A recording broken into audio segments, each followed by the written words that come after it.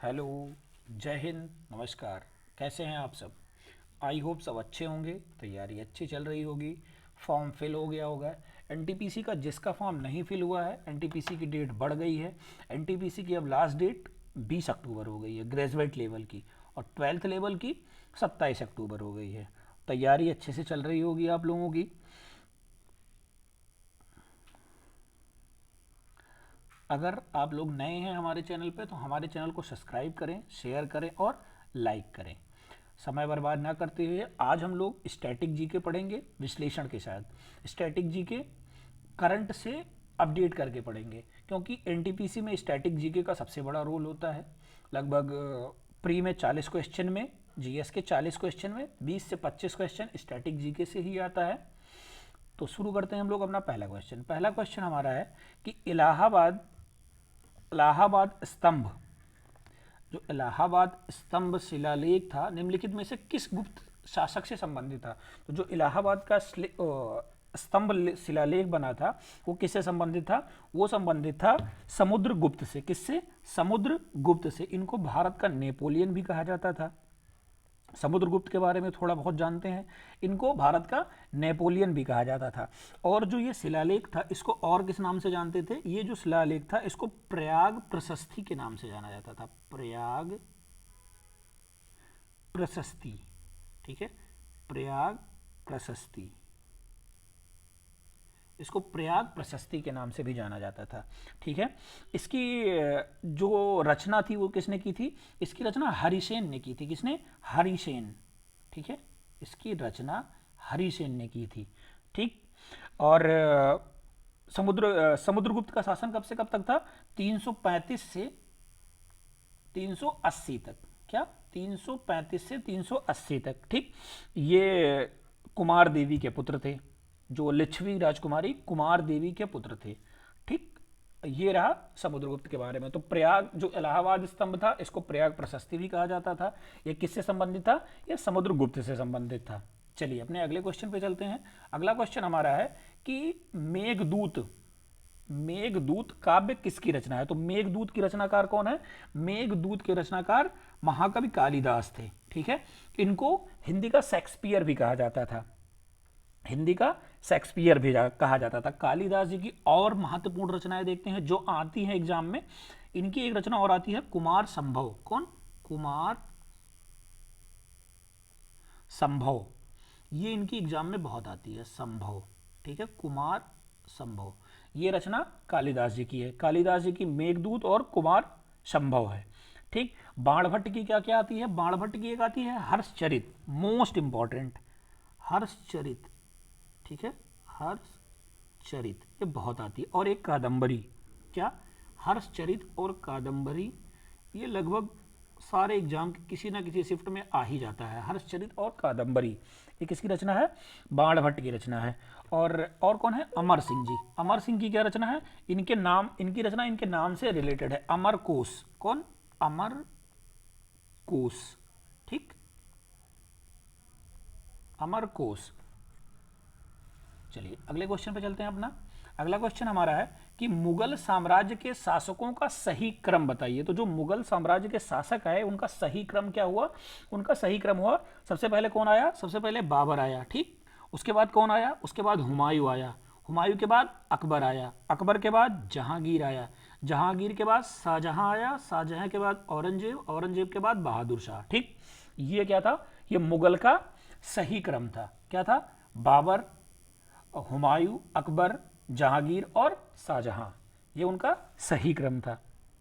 अब थोड़ा थोड़ा बाबर के बारे में जान ले रहे हैं। बाबर मुगल वंश का संस्थापक था। बाबर जो था ये संस्थापक था, मुगल वंश का संस्थापक था। और हुमायूं क्या था? ये बाबर का पुत्र था। एक एक इंपॉर्टेंट चीज जान ले रहे हैं। बाबर क्या था? मुगल वंश का संस्थापक था। और हुमायूं, हुमायूं क्या था? हुमायूं बाबर का पुत्र था। वह एक खगोल शास्त्री भी थे। जो हुमायूं था वो क्या था? खगोल शास्त्री भी था। उसकी एक पुस्तक क्या थी? एक पुस्तक उसकी आत्मकथा की थी, हुमायूं नामा। उसकी आत्मकथा हुमायूं नामा। अकबर के बारे में जानते हैं। अकबर क्या था? अकबर ने सबसे इंपॉर्टेंट क्या किया था? जजिया कर समाप्त कर दिया था। क्या? जजिया कर समाप्त कर दिया था। अकबर ने जजिया कर समाप्त कर दिया था। ठीक। जहांगीर के बारे में जानते हैं। जहांगीर के बचपन का क्या नाम था? जहांगीर के बचपन का नाम सलीम था। क्या था? सलीम था। ठीक है। और इसने क्या किया था? इसने जो सिखों के गुरु, कौन से गुरु थे, किस नंबर के गुरु? 5वें गुरु अर्जुन देव। कौन? अर्जुन देव। ठीक है, अर्जुन देव को मरवाया था इसने। सिखों के 5वें गुरु अर्जुन देव को मरवाया था। शाहजहां के बारे में क्या था? शाहजहां को स्थापत्य कला का स्वर्ण युग कहा गया। जो शाहजहां का काल था वो स्थापत्य कला का स्वर्ण युग कहा गया। स्वर्ण युग। ठीक है, स्वर्ण युग, स्थापत्य कला का स्वर्ण युग कहा गया। ठीक है। इसने अपनी पत्नी मुमताज के याद में क्या बनवाया था? ताजमहल बनवाया था। ठीक। औरंगजेब के बारे में क्या था? औरंगजेब जो था वो सिखों के 9वें गुरु, कौन गुरु? 9वें गुरु तेग बहादुर को मरवाया था। कौन? तेग बहादुर। तेग बहादुर जो उसके 9वें गुरु थे सिख के, उनको मरवाया था। ठीक। और बहादुर शाह के बारे में क्या कहा जाता है? बहादुर शाह, इसको अंतिम शासक कहा जाता है। ये 1857 की क्रांति का, 1857 की जो क्रांति हुई थी उसमें उसका नेता था। तो ये रहा हमारा क्रम, मुगल शासन के क्रम रहा। अगला क्वेश्चन क्या है? सविनय अवज्ञा आंदोलन के संदर्भ में कौन सा कथन सही है? अब हम सविनय अवज्ञा आंदोलन के बारे में जानेंगे। इसके बारे में कौन कौन सा कथन सही है? तो सविनय अवज्ञा आंदोलन के बारे में क्या था कि ये जो बादशाह खान द्वारा पेशावर क्षेत्र में लाल कुर्ती आंदोलन का आयोजन किया गया था। जब सविनय अवज्ञा आंदोलन किया गया था तो बादशाह खान के द्वारा पेशावर के क्षेत्र में लाल कुर्ती आंदोलन भी चालू किया गया था। ठीक। और क्या? सिराज गोपालाचारी ने नमक कानून तोड़ने के लिए एक रैली का आयोजन किया था। सिराज गोपालाचारी जी ने नमक कानून तोड़ने के लिए एक रैली का भी आयोजन किया था। तो कौन कौन सा सही हुआ इसमें? 2 और 4। अब हम अपना वो देखेंगे, कूट में क्या है? 2 और 4 सही है। ठीक। चलिए अगले क्वेश्चन पे चलते हैं। अगला क्वेश्चन हमारा है कि मैं नास्तिक हूं। क्या? मैं नास्तिक हूं पुस्तक के लेखक कौन है? तो जो मैं नास्तिक हूं पुस्तक, ये कब लिखे थे? ये लिखी गई थी 1931 में। कब लिखी गई थी? 1931 में। ठीक है, 1931 में जब जेल में भगत सिंह बंद थे तो उन्होंने पुस्तक लिखी थी मैं नास्तिक हूं। 1900 जब ये लाहौर के जेल में बंद थे, सॉरी 1931 नहीं 1930 में लाहौर के जेल में जब ये बंद थे तो उन्होंने एक पुस्तक लिखी थी मैं नास्तिक हूं। तो ये किसकी रचना हुई? ये रचना हुई भगत सिंह जी की। भगत सिंह जी के बारे में थोड़ा और जान लेते हैं। भगत सिंह को फांसी कब हुई थी? फांसी हुई थी 23 मार्च 1931 को। ठीक है, 23 मार्च 1931 को इनको फांसी हुई थी। कहाँ हुई थी? लाहौर के जेल में। ठीक है, लाहौर के जेल में। ठीक, 23 मार्च 1931 में इनको फांसी हुई थी। इनकी पुस्तक मैं नास्तिक हूं।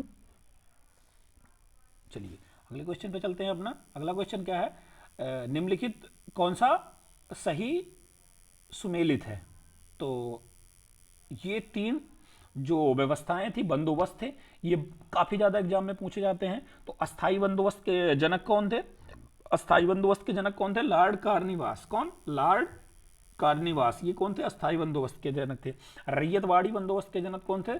Thomas Munro. और महलवाड़ी हार्ड मैकेंजी। जो ये 3 व्यवस्थाएं थी, रैयतवाड़ी, महलवाड़ी और अस्थाई, इसके कौन थे? लॉर्ड कार्निवास थे, थॉमस मुनरो थे, हार्ड मैकेंजी थे। तो मतलब ये तीनों सही हैं, ये सभी सही हैं। ठीक, चलिए अपने अगले क्वेश्चन पे चलते हैं। भारत के संविधान में पहला संविधान संशोधन कब हुआ? तो जो भारत का संविधान बनके 1950 में पूर्ण रूप से तैयार हुआ, उसके तुरंत बाद इसमें संशोधन करना पड़ा। संशोधन चुनाव से पहले संशोधन हुआ, क्योंकि चुनाव 52 में हुआ जाके, तो ये चुनाव से पहले संशोधन किया गया। इसमें जो संविधान सभा थी उसी के द्वारा संशोधन किया गया। संविधान सभा जैसे राजेंद्र प्रसाद जी राष्ट्रपति थे, उन्हीं के द्वारा संशोधन किया गया। तो ये कब किया गया था? ये सबसे पहले किया गया 1951 में। कब किया गया? 1951 में। ठीक है, 1951 में क्या क्या इसमें संशोधन किया, कितने आर्टिकल में संशोधन किया गया? तो कई सारे आर्टिकल में संशोधन किया गया। जैसे आर्टिकल 15 में संशोधन किया गया, 19 में किया गया, और 85 में किया गया, 87 में किया गया। ऐसे कई आर्टिकल में संशोधन किया गया। ठीक है, इसके द्वारा क्या हुआ था? इसके द्वारा एक और चीज जोड़ी गई थी, 9वीं अनुसूची जोड़ी गई थी, जो बहुत पूछा जाता है। 9th शेड्यूल जोड़ा गया था इसमें, 9वीं अनुसूची। 9वीं अनुसूची किसके द्वारा जोड़ी गई थी? 9वीं अनुसूची पहले संविधान संशोधन 1951 के द्वारा जोड़ी गई थी। ठीक, चलिए अपने अगले क्वेश्चन पे चलते हैं। अगला क्वेश्चन हमारा है कि प्रारूप समिति का अध्यक्ष कौन था। जो एक इंपॉर्टेंट समिति बनी थी, प्रारूप समिति, जिसको संविधान के निर्माण में महत्वपूर्ण रोल निभाया था, इसके अध्यक्ष कौन थे? इसके अध्यक्ष doctor B are Ambedkar ji थे। ठीक, इसके अध्यक्ष बी आर अम्बेडकर जी थे। अब बी आर अम्बेडकर जी के बारे में थोड़ा बहुत जानते हैं। इनको भारतीय संविधान का जनक भी माना जाता है। क्या भारतीय संविधान का जनक माना जाता है? क्या भारतीय संविधान का जनक माना जाता है? ठीक, जो अम्बेडकर जी थे वो लगभग 60 देशों के संविधान के बारे में पढ़े थे। कितने? लगभग 60 देशों के बारे में के संविधान के बारे में पढ़े थे। अम्बेडकर जी लगभग 60 देशों के संविधान के बारे में पढ़े थे। फिर उन्होंने भारत के संविधान के निर्माण में अपना अहम रोल निभाया था। तो जो प्रारूप समिति थी, इसका गठन कब हुआ था? अब एग्जाम में ऐसे आने लगा है कि प्रारूप समिति का गठन कब हुआ। तो प्रारूप समिति का गठन 29 अगस्त 1947 को हुआ। कब? 29 अगस्त 1947 को। इसका अध्यक्ष डॉक्टर भीमराव अंबेडकर जी को माना गया। ठीक, और पूरा संविधान बनने में लगभग 2 वर्ष 11 माह 18 दिन लगे। कितने भाग, कितने अनुसूची और कितने अनुच्छेद हुए? जब हमारा संविधान बन के तैयार हुआ तो उसमें 22 भाग और 365 अनुच्छेद और 8 अनुसूची जोड़ी गई। ठीक, चलिए अपने अगले क्वेश्चन पे चलते हैं। अगला क्वेश्चन हमारा है कि भारत के राष्ट्रपति द्वारा लोकसभा में कितने सदस्य नियुक्त किए जा सकते हैं।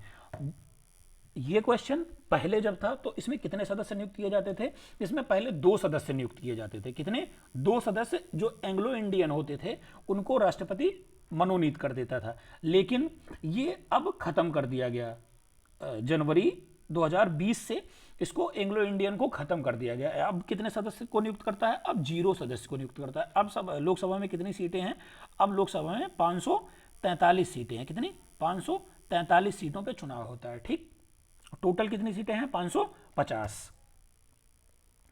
कौन सा संविधान संशोधन आया था? ये 126वां संविधान संशोधन विधेयक पेश किया गया था। ठीक है, और 104वां संविधान संशोधन हुआ था।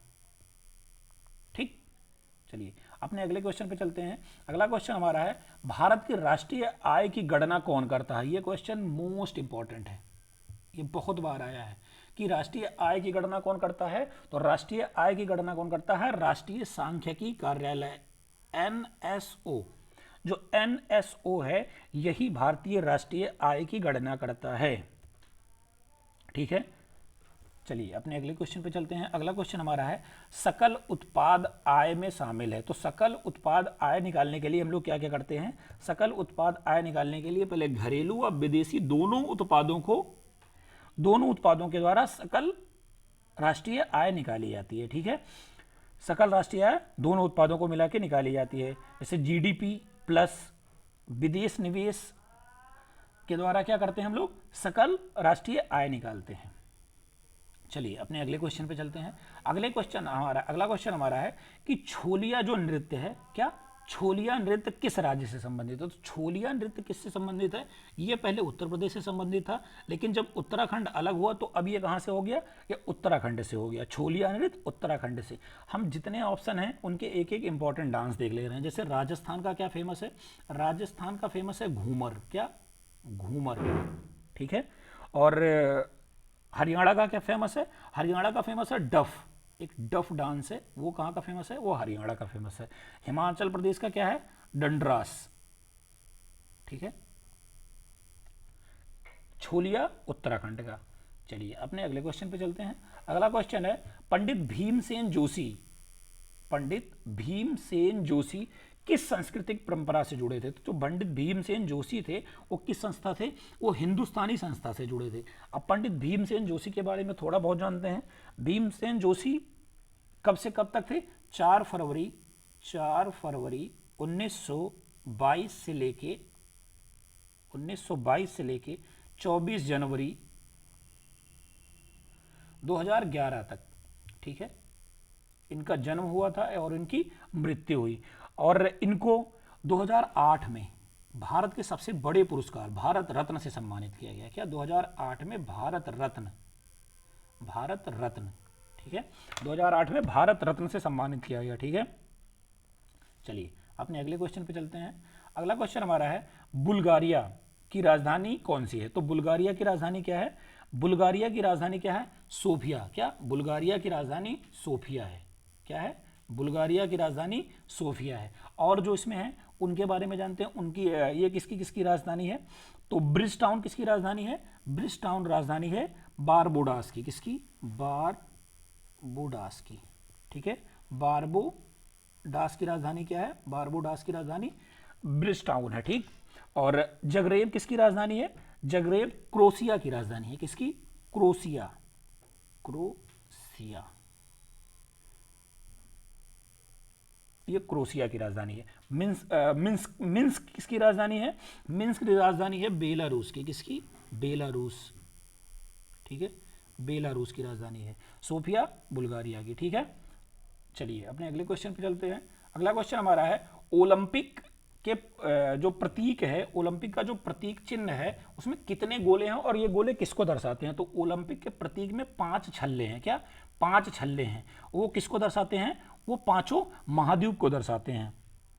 जो उसके 5 छल्ले हैं जो आपस में एक दूसरे से भिड़े हैं, मिले हैं ऐसे। ठीक है, इसके 5 छल्ले ये किसको दिखाते हैं? ये पांचों महाद्वीप को दिखाते हैं। ये पांचों 5 कलर में हैं। कलर इनका क्या क्या है? एक नीला कलर का है, नीला, पीला, काला, हरा और लाल। 5 महाद्वीप को दर्शाते हैं। ये 5 छल्ले हैं। इनका प्रेजेंटेशन कब किया गया था? इनका प्रेजेंटेशन 1913 में किया गया था। ठीक है, कि पांचों महाद्वीप आपस में पांचों महाद्वीप मिलके ओलंपिक खेल खेलते हैं। इनका कलर क्या क्या है? नीला, पीला, काला, हरा और लाल। चलिए अपने अगले क्वेश्चन पे चलते हैं। ये इस वीडियो का आखिरी क्वेश्चन है। ये इस वीडियो का आखिरी क्वेश्चन है। अगर आप लोगों को हमारा पढ़ाने का तरीका समझ आ रहा है तो चैनल को सब्सक्राइब जरूर करें। ठीक है, सब्सक्राइब जरूर करें, लाइक करें, शेयर करें और कमेंट करके अपनी राय दें कि कैसा लगा आपको वीडियो। कुछ समझ में नहीं आ रहा है, कुछ गलत हुआ है तो उसमें सुधार किया जाएगा। धन्यवाद आपका। जय हिंद।